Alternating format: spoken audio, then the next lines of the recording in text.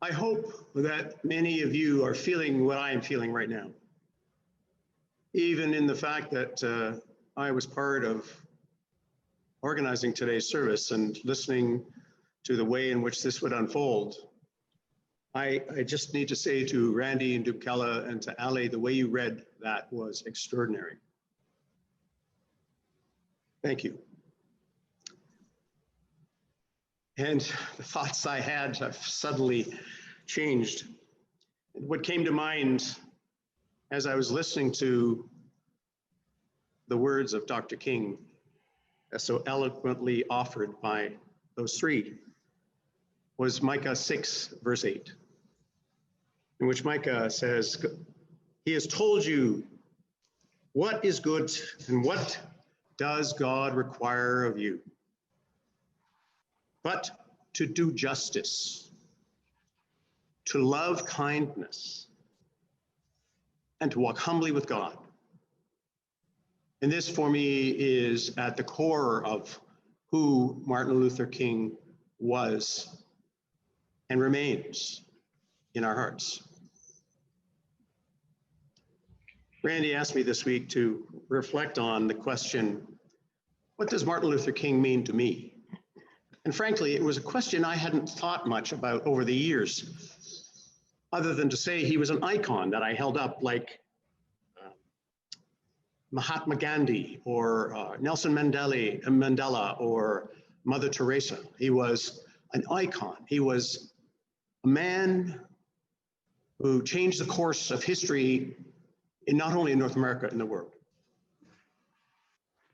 I distinctly remember where I was when I heard that Martin Luther King had been assassinated. I was in independent boys' school and I was in grade 7. And someone came in and had mentioned to me, because we had been studying in social studies the tensions that were arising in the US regarding Black civil rights. And I really had never thought about what his influence had had. And so by reflecting on the question, what it did was, it was the first time in my life that I can remember as a young teenager thinking about the injustice of one human being to another. Because as you may remember, in 1968, in April of 1968, following his assassination, there were days and days of rioting across the United States. And I could not understand what it was and why in goodness name that one group of people were treating another group of people in such a manner. And as I've grown in my life in faith, I've often asked the question, what does God require of me if, as a Christian, I am called to justice, to kindness, and walk humbly with God? What does that look like for me?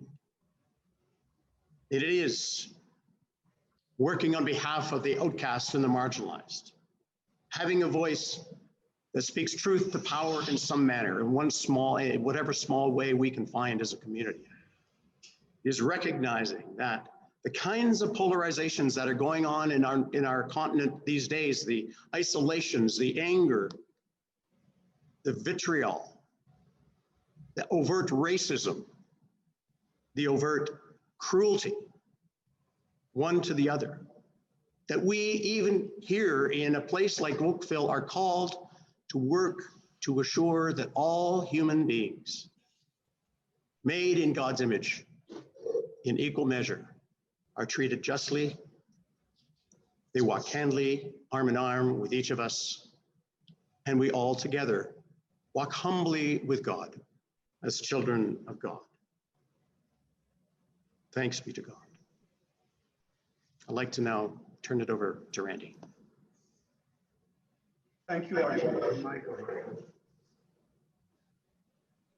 Today, as I recall Dr. King's life, a few characteristics resonate for me. One, he trusted in God. As a minister, he realized that his dependence was on the supreme being.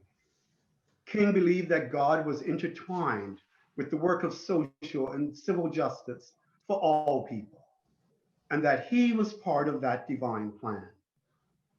Second, courage. Those were difficult times for Blacks across the United States, and I might add in Canada. Amidst police and white supremacist intimidation, imprisonment, threats to he and his family, King came out of the safety of in-house ministry and led for social justice. There is no doubt that he and the thousands he led through periods of brutality were courageous. I likewise must be courageous to stand for social justice. I look at some of those pictures and media of the time, and my heart sinks. 3, he held firm to his belief. For King, all people are equal in God's sight and should have been in society. But the latter was not the case in the US, especially in the South. He wanted what was written in the Declaration of Independence and the American Constitution to be actualized. Dunkele read some traits of Dr. King, but to me, he was also a saint and a prophet. No, I'm not saying that he was perfect, but who is? We all aspire in God's grace. His life goal to follow the golden rule and to encourage others likewise were intertwined with faith and his ability to stand for others. That is enough for me. As a prophet or an inspired teacher, he was like Moses, as he tried to lead his socially enslaved followers to freedom. When I see films and read, there is no question that he was called to lead at that time. The March on Washington was not about Black power per se. It was proclaimed a march for jobs and freedom. Blacks were the most likely unemployed or underemployed. How much of that has changed? Is it wrong to request a living wage? Today, this includes many BIPOC folks. On that day, out of the 250,000 attendees at the march, a quarter were supportive whites. There was Jewish representation and unions mingled with church leaders. It was a peaceful gathering for social justice to improve the lot of excluded and marginalized people. That included all races. That peaceful gathering was unlike what we recently saw a few weeks back. On Friday, King would have turned 93 years old. I wonder if he was still with us. Where would the civil rights movement be today? I wonder, would there be a more just and equitable society? Or would Black Lives Matter still have evolved? I wonder what King would have perceived of the past 4 years in US politics. Or maybe they might not have occurred. I wonder. King brought a branch of the Christian church out of the building and publicly stood opposed to poverty and injustice. And just as our gospel reading tells us about Jesus calling Philip and Nathanael, so we are called to follow Christ as the Son of God and the social activist that he was. The prophet Micah reminds us, as Archdeacon Michael mentioned, to act justly, to love mercy, and to walk humbly with your God. I ask myself, where am I in this history? If I was around in King's time, would I have marched? Absolutely. How do I know?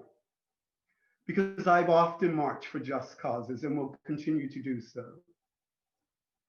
It is time for us, in our own ways, to be on the right side of history, the right side of herstory. The gospel and our consciences are our guides. I am so glad that the psalmist reminds me that God searches us and knows us. Some may be asking, why this focus on King? He's not Canadian. Why bother? It's true. But we know that when the US sneezes, Canada, as its neighbor, catches a nasty cold. We are not innocent. We also have had our periods of slavery and segregation, but discrimination still lingers. We know this because of lived experiences of BIPOC people. In Allison's introduction, she asked, how far have we in Canada come since 1963?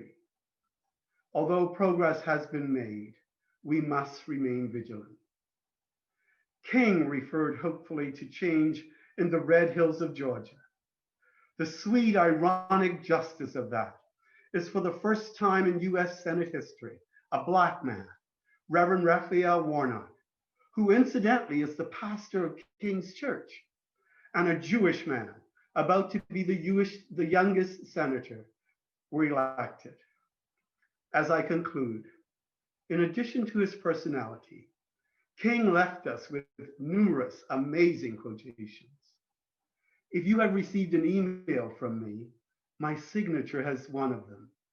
It reads, our lives begin to end the day we become silent about things that matter. That's why we at the Church of the Incarnation are here today with this tribute. In our efforts to be active social justice advocates, we follow the teachings of Jesus. We don't want to be silent. We aim to be inclusive. We aim to be inviting. We want to be progressive, engaging, and empowering. That's what the gospel is all about. In our imperfection, we strive towards those goals. We intend to continue listening and learning. The God of justice being our help. Amen.